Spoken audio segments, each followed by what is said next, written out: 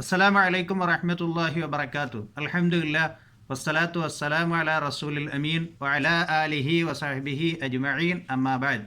പ്രവാചകൻ സല്ലല്ലാഹു അലൈഹി വസല്ലമ ഒരു മനുഷ്യൻ്റെ ചരിത്രം നമ്മെ പഠിപ്പിക്കുന്നു.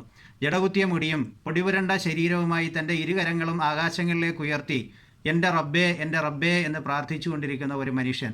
അദ്ദേഹം ധരിച്ചിരിക്കുന്ന വസ്ത്രം നിഷിദ്ധമാണ്, അദ്ദേഹം കഴിക്കുന്ന ആഹാരം നിഷിദ്ധമാണ്, അദ്ദേഹം കുടിക്കുന്ന പാനീയം നിഷിദ്ധമാണ്. പിന്നെ എങ്ങനെയാണ് അദ്ദേഹത്തിൻ്റെ പ്രാർത്ഥനയ്ക്ക് ഉത്തരം ലഭിക്കുക എന്ന് പ്രവാചകൻ സല്ലല്ലാഹു അലൈഹി വസല്ലമ നമ്മെ പഠിപ്പിക്കുന്നു. സമ്പാദ്യത്തിൽ അരുതായ്മകൾ കടന്നു വന്നാൽ അള്ളാഹു ജീവിതത്തിലെ ബർക്കത്ത് നഷ്ടപ്പെടും, അള്ളാഹുവിൻ്റെ ബർക്കത്ത് നമുക്ക് ലഭിക്കാതെ വരും. നിഷിദ്ധ സമ്പാദ്യം കൊണ്ടുള്ള കർമ്മങ്ങൾ അള്ളാഹു താല സ്വീകരിക്കാതെ വരും. പ്രാർത്ഥനയ്ക്ക് അള്ളാഹു താല ഉത്തരം നൽകുകയില്ല. നമ്മുടെ ഹൃദയങ്ങൾ മലിനമാകും, നരകപ്രവേശം നമുക്ക് നിർബന്ധമാകും.